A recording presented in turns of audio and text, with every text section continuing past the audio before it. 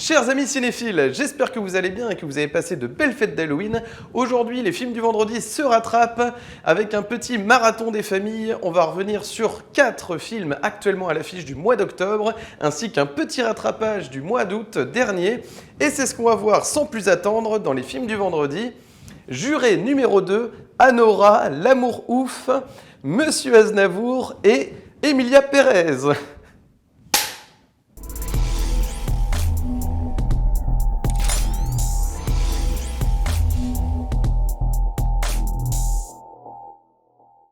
Salut à tous et bienvenue dans les films du vendredi.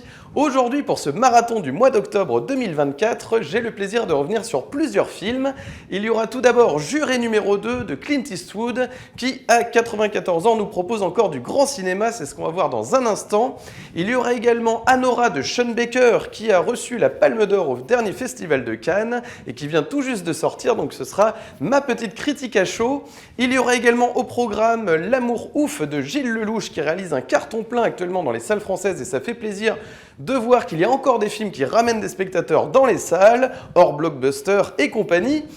Il y aura également le biopic sur Charles Aznavour, Monsieur Aznavour donc, avec Tahar Rahim dans le rôle principal, réalisé par Mehdi Idir et Grand Corps Malade qui signent leur 3e collaboration.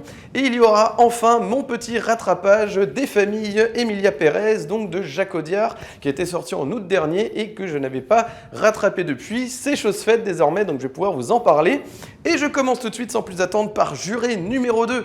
Clint Eastwood revient au film de procès après le cas Richard Jewell, qui était vraiment formidable, on peut le dire. Vraiment, je crois que c'est ma dernière claque de Clint Eastwood, bien sûr, puisque voilà, depuis, il y a eu Cry Macho qui était un petit peu inférieur.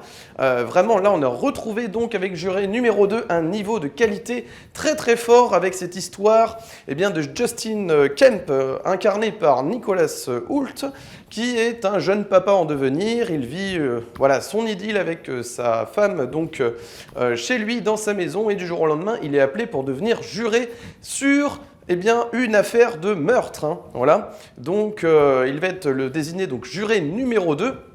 Et donc, il va se retrouver donc, pour assister au procès avec l'accusé, qui est au tribunal. Et à ce moment-là, plus l'affaire va avancer, plus il va se rendre compte que peut-être il est lié à cette affaire. Et à partir de là, tout bascule. Culpabilité, soupçon, très difficile de résoudre cette histoire. Il va y avoir donc la procureure interprétée par Toni Collette qui va être bluffante dans ce rôle. Vraiment, ça va être un film de procès haletant. Vous savez, il y a beaucoup de films de procès. Parfois, on s'embête, c'est long, etc. Le procès n'est pas très intéressant. Là, c'est captivant de bout en bout. Alors, on est sur une mise en scène plutôt classique. Clint Eastwood ne fait pas de grands effets dans sa mise en scène. Il s'en tient à son histoire, vraiment. Mais jusqu'au bout, on est pris dans cette histoire vraiment très originale qui remet en question même, c'est vraiment la vérité versus la justice. Jusqu'où peut-on aller justement à ce niveau-là? Qu'est-ce qui est juste? Est-ce que parfois la vérité est-elle véritablement juste? À un moment donné, il y a cette fameuse réplique sortie par Justin Kemp, donc Nicholas Hoult dans le film. Vraiment, ça repose, ça remet en question effectivement la justice, les biais qu'il peut y avoir justement dans ces affaires qui sont parfois expédiées.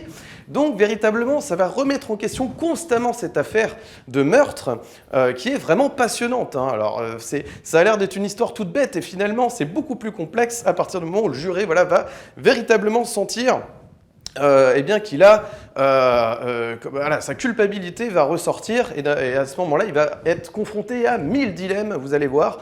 C'est assez passionnant. Franchement, j'ai pris une sacrée claque avec Juré numéro 2. Ça fait plaisir de retrouver un grand Eastwood. Alors encore une fois, mise en scène assez classique, vraiment, mais ça fait plaisir. Donc je vous recommande vraiment Juré numéro 2. Ne ratez pas ce film qui vient également tout juste de sortir. Vraiment, Clint Eastwood, a encore des choses à dire. Vraiment, ça fait plaisir à 94 ans. Il tient quand même, il prouve qu'il tient encore la route, ça fait plaisir, vraiment. Donc n'hésitez pas. Je pense que ça va plaire aux fans de Clint Eastwood, ceux qui ont aimé L'échange, le cas Richard Jewell, tous ces films un peu comme ça, sociaux, et voilà, et un petit peu toujours des affaires de thriller ou de procès, tout ça. Je pense que ça va vous captiver. N'hésitez pas, vraiment, c'est très bien vu, très analysé. Très bien analysé, pardon. Et voilà, il tient son sujet, hein, de bout en bout, il tient son sujet. Donc ne loupez pas Juré numéro 2 dans les salles de cinéma, actuellement donc à l'affiche. Je passe maintenant à Anora de Sean Baker. Alors Sean Baker, je le connaissais pour avoir vu l'affiche de Red Rocket, mais je ne connaissais pas vraiment ce cinéaste britannique, et pourtant il a beaucoup de films à son actif, comme Tangerine, The Florida Project, Red Rocket justement, et je me suis un petit peu renseigné, et en fait il a l'habitude, ce cinéaste, il a un peu comme leitmotiv en fait de s'intéresser au milieu des travailleurs du sexe en fait, et ça l'a pas loupé sur son avant-dernier film, donc Red Rocket, où l'acteur principal justement, enfin le personnage principal était un acteur porno justement, donc vous voyez, donc il aime en fait véritablement s'intéresser aux personnages marginaux, et c'est encore le cas avec Anora, Annie pour les intimes dans le film, qui est cette jeune stripteaseuse en fait, qui va rencontrer à un moment donné un client qui va faire la différence, hein, un fils d'oligarque russe, hein, qui est de passage en fait aux États-Unis, hein, nous sommes à New York, et petit à petit il va y avoir une liaison qui va s'entretenir, parce que voilà, ce jeune Ivan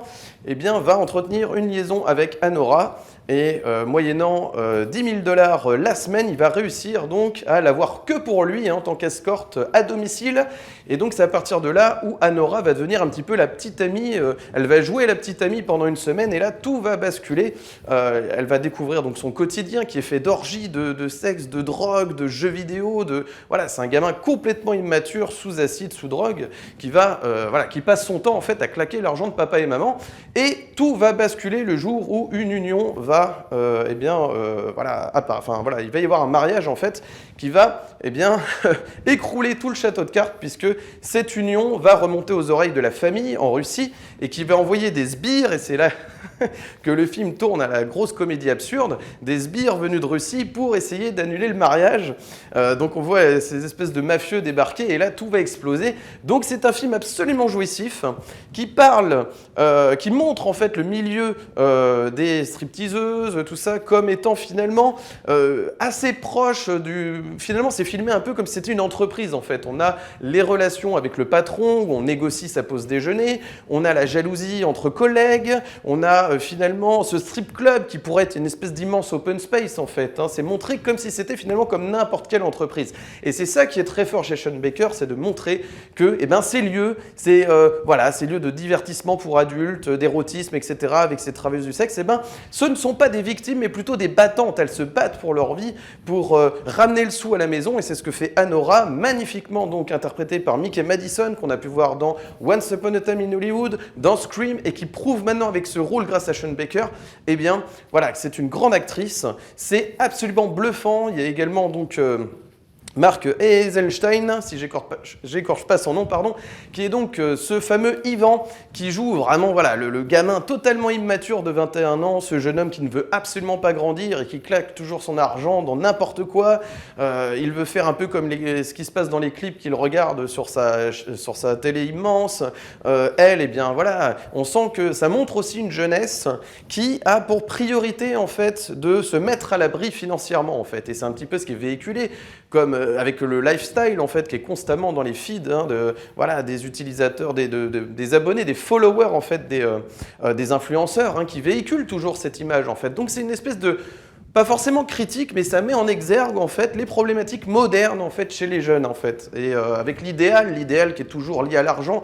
La réussite c'est l'argent, ça devient une priorité en fait plus que des grandes idées. Voilà, on n'est plus à l'époque hippie, hein, c'est complètement différent. Là c'est l'argent, et c'est très bien montré. Voilà, donc il y a ça, et puis il y a en même temps le côté où ça montre cette désillusion amoureuse en fait, hein, forcément, parce que qui est induite par le matérialisme en fait. Donc ça aussi c'est très très bien vu. Et je dois dire que on passe de Pretty Woman à Very Bad Trip, en terminant même par, j'ose dire, hein, compartiment numéro 6, puisqu'on a cet acteur génial, hein, Yura Borzinov, hein, qu'on peut appeler également Yuri, mais c'est son pseudonyme, hein, Borzinov, donc, qui est... ce personnage un petit peu mystère que vous allez voir, et qui va petit à petit montrer ses fêlures, sa profondeur, et donc ça va donner lieu à des scènes où d'un seul coup on n'est plus dans la frénésie du début, mais on commence à poser en fait un peu cette histoire et on va rentrer dans des choses très intimes et le film bascule. À sa toute fin, ça devient un autre film presque. Voilà, on est dans quelque chose de voilà, très profond, alors que tout le début est quand même dans une espèce de frénésie comme ça, de montage absolument délirant et avec des péripéties complètement dingues. Hein. Franchement, Mickey Madison, voilà, vous allez vous éclater, elle est extraordinaire. C'est un film vraiment jouissif, vraiment très très bon. Alors, on pourrait être étonné de la Palme d'Or en se disant quand même c'est un film relativement grand public quand même pour une Palme d'Or. Mais Cannes se lâche un petit peu ces derniers temps et moi je trouve que ça fait plaisir entre les Parasites, les Anatomie d'une chute, peut-être même Moi Daniel Blake. Bon voilà, c'est qu'il ne le méritait pas forcément, mais c'est un bon film social. Voilà, bien que la mise en scène soit pas virtuose, mais voilà, c'est du Ken Loach habituel. Mais il y a eu quand même récemment, franchement, des Palmes d'Or qui sont quand même relativement accessibles. Et moi je suis content si ce film peut ramener, une Palme d'Or peut ramener des gens dans les salles. Ça fait plaisir. Donc écoutez, moi je valide Anora de Sean Baker et ça me donne énormément envie de voir le reste de sa filmographie. Je suis très très chaud, donc je rattraperai ça. Donc ne loupez pas Anora de Sean Baker dans les salles, vous allez passer un très très bon moment, je l'espère. Voilà, vraiment, voilà, Sean Baker est un cinéaste à découvrir, il a vraiment quelque chose de très singulier dans la manière de raconter, c'est très documenté, quand on voit qu'il a même voilà, fait appel à une consultante stripteaseuse pour vraiment avoir une crédibilité avec ses histoires de danse privée, tout ça dans ce strip club, pour être vraiment très très documenté en fait, et pour faire en sorte aussi que Mickey Madison, dans le rôle de la Nora, puisse interpréter les danses en pole dance, etc., que ce soit crédible quoi. Donc vraiment incroyable, franchement j'ai pris, voilà, c'est une belle surprise, donc n'hésitez pas, Anora de Sean Baker, actuellement dans les salles. Ensuite, je passe ni plus ni moins avec le carton actuel dans les salles, et ça fait plaisir quand même de voir qu'effectivement, il y a encore des films comme ça français qui peuvent, en dehors des Marvel, en dehors des grosses productions, eh bien, ramener des spectateurs dans les salles. Donc, voilà, les spectateurs ont été touchés au cœur avec L'amour ouf de Gilles Lellouche. Gilles Lellouche, à qui l'on doit bien sûr Le Grand Bain, qui était effectivement très original aussi, et qui cette fois-ci, eh bien, rentre dans une histoire d'amour eh bien, assez divisée en deux parties. En fait, on a la jeunesse donc, des deux protagonistes, Jackie et Clotaire, qui se rencontrent sur les bancs de l'école pour finir ensuite à l'âge adulte où ils vont être séparés par une histoire sordide de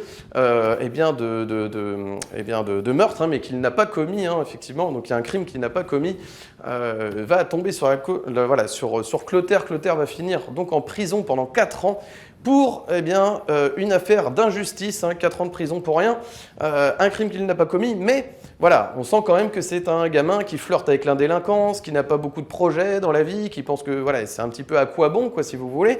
Mais voilà, cette romance est très bien racontée sur la première partie, je trouve que c'est la plus belle en fait, c'est là que c'est solaire, c'est là qu'on a des très très belles images, on y croit en fait à cette relation. Mais petit à petit, je trouve qu'il y a quand même quelques réserves, c'est que parfois, on a un peu l'impression que la mise en scène prend le dessus en fait par rapport aux personnages, et parfois ça peut un petit peu les étouffer, c'est-à-dire un petit peu regarder comment ils sont amoureux, regarder comment, et donc ça va un petit peu prouver, je trouve parfois, trop que les personnages sont amoureux. Je pense qu'on a un petit peu compris. Parfois, peut-être Gilles Lellouche a tendance à surligner ce qu'on comprend tout seul à l'écran, en fait. Hein. J'ai envie de dire, le spectateur est assez grand pour comprendre, donc il peut y avoir plus de non-dits, de choses plus intériorisées. On nous raconte beaucoup quand même hein, ce qui se passe à l'écran, mais voilà, si c'est du cinéma grand public de qualité, moi ça me va. Si c'est une belle histoire d'amour comme ça, je trouve qu'on en manque. Hein. Franchement, ça fait plaisir, donc il n'y a aucun souci là-dessus. C'est généreux en cinéma, on a une ouverture comme ça avec ce travelling sur cette zone industrielle et cette flamme comme ça, hein, la flamme qui symbolise évidemment l'amour aussi, hein, quand on dit éteindre sa flamme, voilà, c'est pas anodin.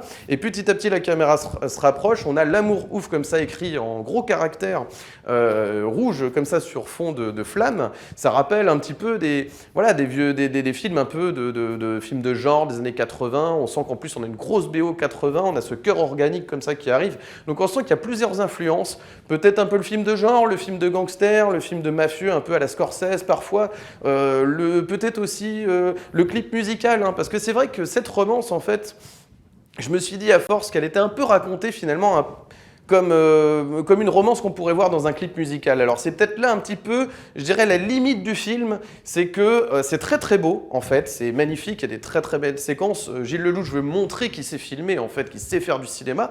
Je pense qu'il cite beaucoup en fait, tel un adolescent finalement, les auteurs qu'il a adoré, admiré étant plus jeune. Et c'est un petit peu parfois de la citation, c'est ce qu'on peut un petit peu reprocher. Mais voilà, c'est un film généreux, c'est honnête, il y a une bonne direction d'acteur. acteurs, véritablement, que ce soit les acteurs, donc enfants, ados, et puis plus tard, après, donc avec François Civil, Adèle Exarchopoulos, voilà, ils sont très bien dirigés. Et je pense que c'est ce qui sauve parfois le trop plein de mise en scène, c'est la qualité de l'acting, en fait. Je pense que c'est ça qui sauve et qui fait qu'on y croit, en fait, malgré tout. Malgré peut-être parfois des effets de mise en scène un peu too much, quoi. Voilà. Donc, voilà. Et comme dirait Gilles Lellouche, hein, c'est le bigger than life. Voilà. Donc, écoutez, non, globalement, ça va. Alors, je pense que c'est juste la représentation peut-être de la masculinité qui peut être questionnée ici. Voilà, on nous montre une masculinité qui date un peu, je dirais, c'est-à-dire que c'est un côté un peu où c'est très violent, où ça se bastonne, où c'est forcément la réponse et chez les bad boys. Trouver l'amour, c'est forcément du côté de la rue, des bad guys, etc. Bon, c'est à voir, hein, c'est une vision de l'amour. Je ne sais pas trop véritablement, c'est peut-être ça aussi, un des problèmes du film, peut-être, c'est de savoir véritablement ce qu'il veut dire de l'amour, en fait. Est-ce que c'est l'amour violent plus que l'amour ouf, en fait, c'est peut-être ça. Alors ce serait peut-être la violence de l'amour, le titre exact pour ce film. C'est un petit peu ça, voilà. D'avoir un vrai point de vue, c'est ce qui manque un peu. Je pense que l'histoire a touché les gens parce que ça fait plaisir de voir une belle histoire d'amour. On a envie de retrouver Clotaire et Jackie. On a envie qu'ils se retrouvent, etc. Même moi, j'aurais préféré qu'on sache pas trop ce qui se passe après. Mais c'est le parti pris du film. De les suivre de l'adolescence jusqu'à l'âge adulte et voir jusqu'où ça les emmène, en fait. Donc c'est quand même intéressant. La mise en scène n'est pas toujours au service du propos, mais parfois ça marche, parfois si. Notamment dans la scène de l'éclipse, vous verrez, il y a une très très belle scène d'éclipse qui va intervenir donc à l'adolescence et à l'âge adulte, qui va faire écho en fait à leur amour perdu. Et puis il y a aussi une scène, moi que j'aime beaucoup, c'est la scène chorégraphiée, hein, ce qu'avait un petit peu raté finalement, j'ai envie de dire, Todd Phillips sur son second Joker, hein, de lier l'amour avec la comédie musicale. Et c'est ce qui se passe à un moment donné où Jackie projette son amour pour Clotaire dans une scène chorégraphiée comme ça avec des projecteurs, on est dans une pièce sombre, ils dansent, ils se cherchent, hein, comme l'amour, hein, fuis-moi je te fuis, suis-moi je te fuis, enfin voilà, vous voyez un petit peu le dicton. Et donc ça c'est plutôt bien montré, voilà. Donc il y a des très très belles trouvailles. Voilà, on sent que Gilles Lellouche se fait plaisir, on sent que c'est généreux, donc on a quand même envie, voilà, malgré le côté grand public, voilà, encore une fois, je répète un peu ça, mais c'est peut-être un petit peu comme sur Le Grand Bain, il avait vraiment quelque chose de très très singulier. Là, on sent qu'il il rejoue un petit peu aux jeunes cinéastes qui s'amusent, mais c'est dommage. On aurait voulu peut-être, enfin moi personnellement, plus comprendre quel est son point de vue et questionner cet amour en fait, un petit peu plus, voilà. C'est ce que j'aurais préféré. Mais c'est très généreux, il y a des très beaux plans. Franchement, voilà, c'est du cinéma grand public français qu'on ne voit pas assez souvent. Donc forcément, on ne peut qu'être content, enfin moi en tout cas, je suis très content que ce film fonctionne dans les salles. Donc ne loupez pas quand même, en tout cas faites-vous votre avis, mais c'est vraiment, vous pouvez y aller, hein. Franchement, L'amour ouf de Gilles Lellouche vaut le détour, donc n'hésitez pas, pour donc cette belle histoire d'amour signée Gilles Lellouche. Je passe maintenant au biopic sur Charles Aznavour, pardon. Donc, Monsieur Aznavour, très beau titre je trouve d'ailleurs, par ailleurs, de Mehdi Idir et Grand Corps Malade, qu'on connaît pour Patient, hein, dans le milieu hospitalier. Franchement, parler du handicap et tout ça, c'était très très fort, hein, Grand Corps Malade. En fait, justement, c'était peut-être son film le plus personnel parce qu'il parlait de son propre roman, enfin il adaptait son propre roman, et donc c'était très très fort en fait. Et puis c'est vrai qu'il y avait une première collaboration avec Mehdi Idir qui apportait aussi sa connaissance du cinéma, donc il y avait quelque chose vraiment, Patient, c'est extraordinaire. La vie scolaire était un peu plus grand public dans le milieu de l'éducation, mais était très intéressant aussi pour le coup. Moi j'ai beaucoup aimé, divertissant mais profond, vous voyez, ce côté un peu où c'est un peu plus grand public mais ça reste profond sur le message.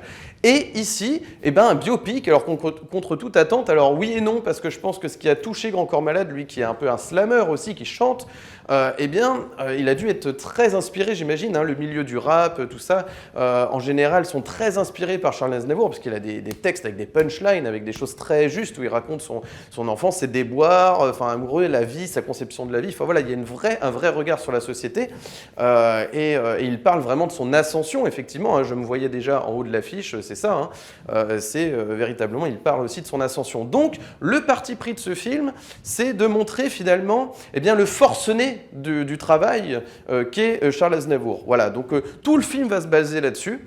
Alors, on peut ne pas apprécier, dans le sens où on peut se dire bah, finalement oui on montre Aznavour comme on pourrait montrer Claude François ou n'importe qui en fait, c'est-à-dire l'envie de réussir avec les déboires, le fait de délaisser sa famille, bon bah comme n'importe quel artiste en fait c'est l'art avant tout et la famille au second plan. Donc c'est un peu ça qu'on peut reprocher en disant que finalement bah voilà, c'est un peu ce qu'on a vu dans beaucoup de biopics. En plus, la forme est plutôt classique. Hein. Encore une fois, voilà, là, il n'y a pas de grande prise de risque, hein, comme on pourrait le voir chez Johannes Farr, par exemple, dans Gainsbourg, vie héroïque, où il y avait voilà, cette dualité, hein, ce double personnage, d'un côté Gainsbourg, de l'autre Gainsbourg. Il y avait tout un truc psychologique. On rentrait carrément dans la psychologie du perso. Et là, c'est un peu différent. On est quand même plus ou moins sur un espèce de truc où ça fonctionne avec le buddy qui est Pierre Roche en fait, hein, interprété brillamment d'ailleurs par Bastien Bouillon. Hein. Le duo fonctionne très très bien. On a des acteurs secondaires aussi formidables. Hein. Celle qui campe justement, Edith Piaf est formidable, Charles Trenet. On voit aussi qu'il n'y a pas eu, par contre, ça c'est très très fort dans le film, c'est que tout autant que Tahar Rahim qui est formidable dans le rôle, ça j'y reviendrai quand même, les personnages secondaires qui incarnent aussi des chanteurs connus, qui ont apporté, il y a même Gilbert Bécaud, enfin vous voyez, eh bien tous ceux-là sont crédibles. Hein. Mention spéciale bien entendu pour Edith Piaf et Charles Trenet qui apparaît quelques secondes, mais franchement voilà, vous retenez leur présence, quoi. Parce que parfois, quand il y a des personnages connus dans des films historiques ou des biopics, parfois, bah, bon, ils ressemblent vaguement et puis c'est pas très intéressant. Ils sont là un peu pour être là et dire que voilà. Mais là, ils ont une véritable présence en fait. Donc ça fait plaisir. Monsieur Aznavour est un film, voilà, un biopic qui ne révolutionne absolument pas le genre du biopic, hein, je tiens à préciser, hein, voilà. Mais il reste fidèle en fait quand même à l'ascension, à tout ce qui a fait Aznavour dans les médias, c'est-à-dire que quand on le voit dans une scène en fait, voilà, médiatique où il chante, etc., c'est vraiment calqué sur des images d'archives, etc. Donc il y a un vrai travail de recherche à ce niveau-là. On a un petit peu l'enfance qui est esquissée, mais ça va assez vite. Mais c'est un film voilà, qui rend hommage, au moins je dirais, à la musique et aux chansons, hein, véritablement, parce qu'on se concentre véritablement sur les chansons de Charles Aznavour, en fait, voilà, plus que sa véritable histoire personnelle, familiale, qui est évoquée, mais pas assez traitée. Voilà. Je pense que ce qui est le mieux traité en dehors de sa musique, c'est sa relation avec Pierre Roche, en fait, son ami, avec qui il va évidemment percer. Ça, c'est très très beau. Puis les femmes qu'il a eues, sa vie de famille un petit peu, voilà. Mais c'est vraiment, on se concentre sur son ascension, sur son travail, le fait qu'il soit vraiment omnubilé par sa réussite. Il veut toujours plus, toujours plus, toujours plus. En fait, ça, c'est plutôt bien montré. Mais voilà, c'est peut-être ce qu'on peut reprocher, c'est de se dire que c'est un peu tous les artistes qui sont dans ce cas-là, en fait. Hein. C'est vraiment, il leur en faut toujours plus, il faut avancer, il faut créer de nouveaux titres, etc. Donc finalement, c'est un peu ça, c'est un peu interchangeable. On pourrait se dire, oui, Claude François, c'était un peu la même chose, quoi. Donc voilà, c'est un peu ça le problème, je dirais. Plus montrer quelle était la différence d'Aznavour, c'est un petit peu dommage qu'on l'ait pas plus, ça, voilà. À part ses origines qui sont évoquées, certes, voilà, Aznavourian, qui devient Aznavour, bon, il y a 2-3 trucs comme ça, mais ça s'arrête là. C'est un petit peu dommage à ce niveau-là.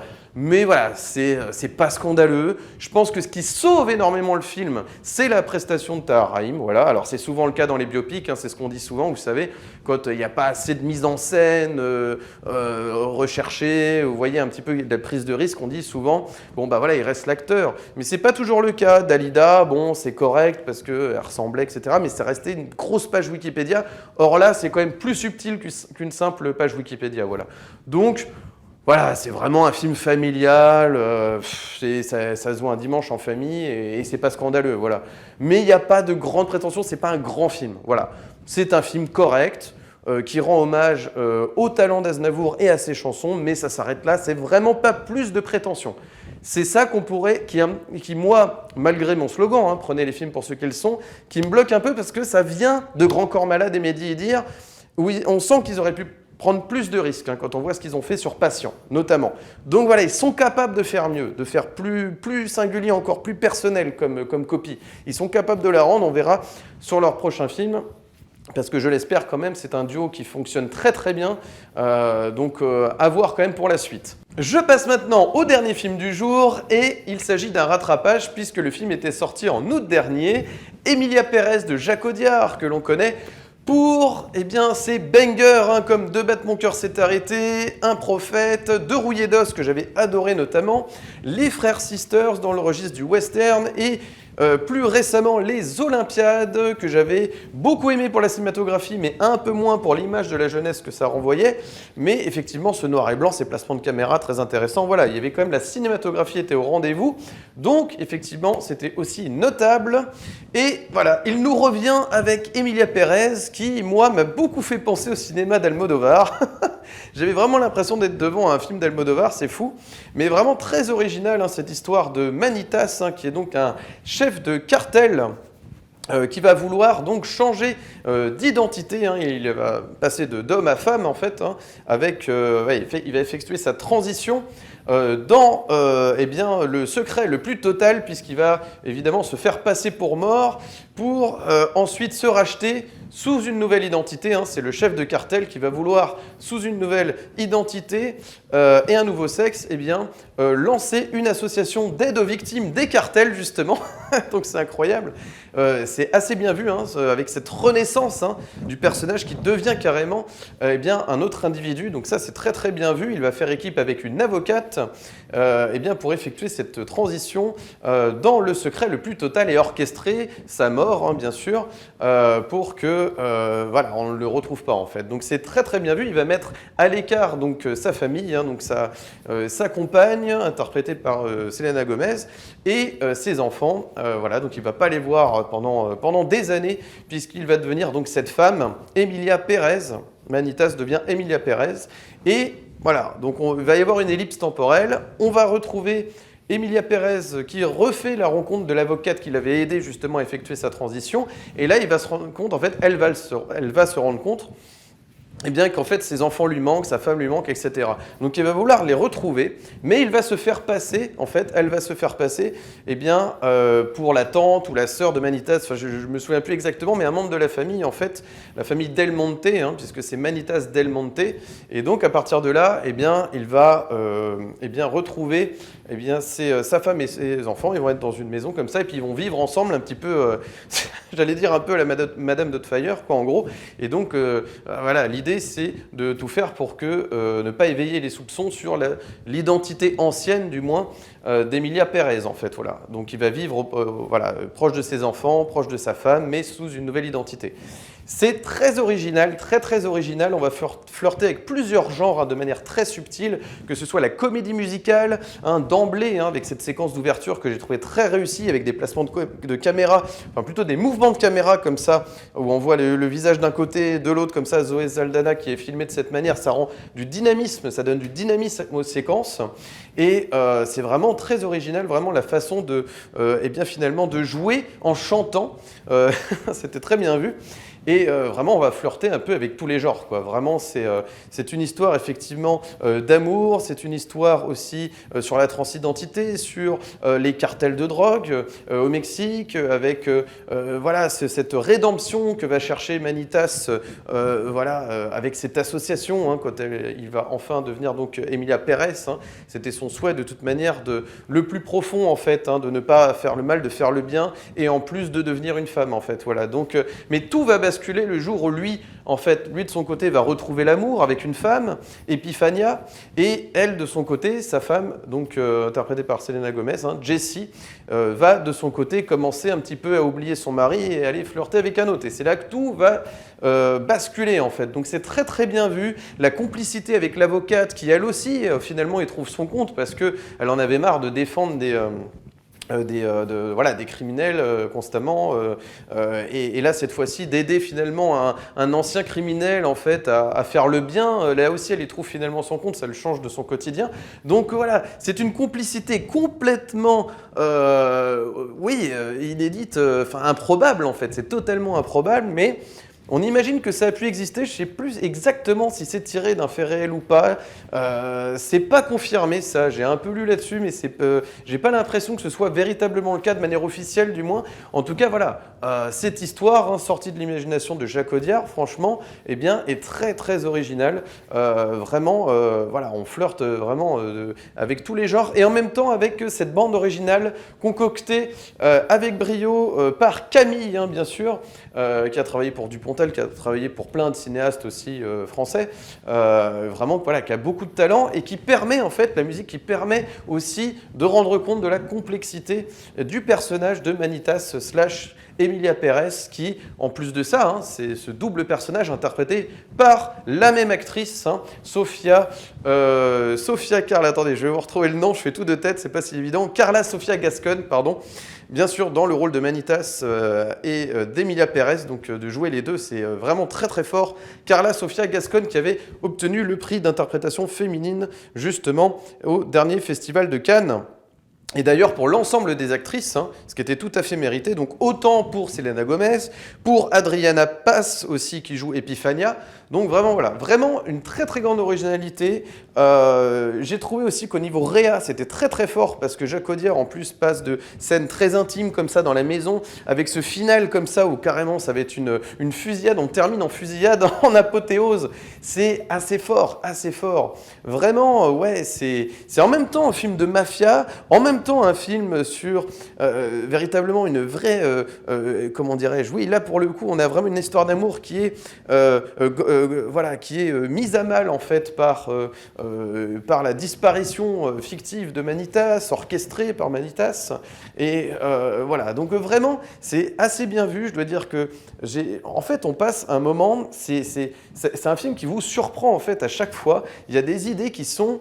Alors évidemment, certains diront que c'est...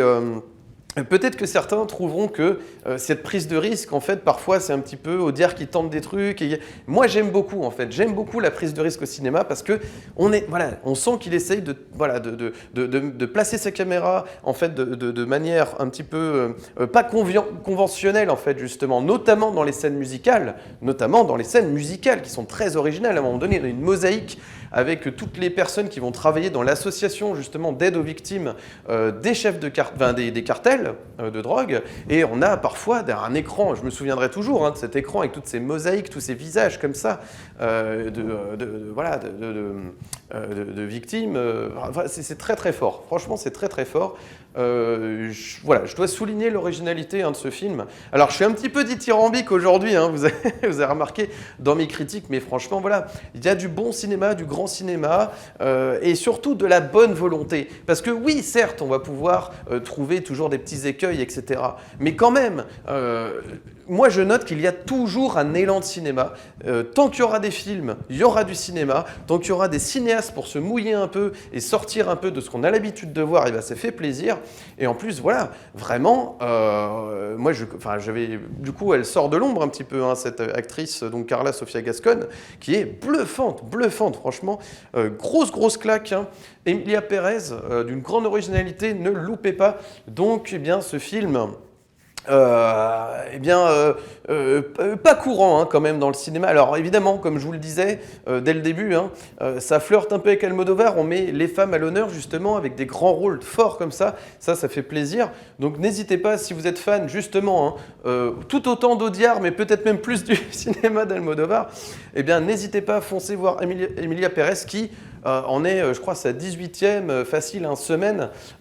C'est absolument fou et ça fait plaisir aussi de voir que ce film fonctionne également en salle. Donc voilà, il y a du positif, malgré toujours la concurrence des plateformes. On sent quand même que les spectateurs se déplacent malgré les tarifs toujours plus élevés des places de cinéma et puis d'autres aussi problèmes d'accès, bien sûr, aux salles, etc. Il y a voilà, le cinéma, c'est pas toujours évident forcément de garder le contact physique, j'ai envie de dire, avec les films en salle. Et bien pourtant, voilà, c'est là que je me dis, en fait, tant qu'il y a finalement des films forts, il y aura toujours des spectateurs en salle et ça continuera de fonctionner. Donc voilà, le cinéma n'est pas mort, loin de là. N'hésitez pas à voir tous ces films dans les salles, n'hésitez pas à me dire ce que vous pensez des films que j'ai chroniqués donc ce jour. Ces 5 films, ça me ferait vraiment plaisir de vous lire dans les commentaires, n'hésitez pas. En tout cas, voilà, je suis toujours enthousiaste en voyant du grand cinéma. Donc vraiment, voilà, à très bientôt donc pour de nouvelles aventures. Si vous avez aimé cette vidéo, n'hésitez pas à mettre un petit like, de vous abonner, d'activer la cloche pour ne manquer aucune de mes nouvelles vidéos et de me suivre sur Instagram Steph_LFDV. N'hésitez pas à m'ajouter sur Instagram afin d'être tenu informé des prochaines vidéos sur la chaîne ou tout simplement pour accéder à mon contenu. Et voilà, bah écoutez, navré, hein, j'étais un petit peu absent ces derniers temps, mais je pense que c'est pour le meilleur. Hein. Voilà, la vidéo a mis un peu de temps, a un petit peu tardé à sortir, mais voilà, je pense que je me suis plutôt bien rattrapé. Vous voyez, en général, hein, voilà, sur les films du vendredi, quand il y a un petit temps de silence comme ça, un petit moment d'absence, eh bien, voilà, c'est pour revenir avec un gros rattrapage. Hein. J'espère que ce marathon, voilà, aura été très complet. J'ai essayé d'être concis justement dans mon argumentation. J'espère que ça vous a plu.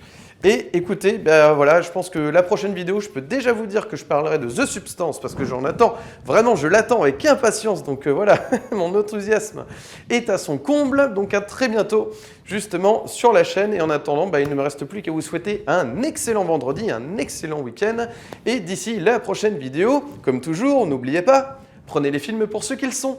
Allez, ciao!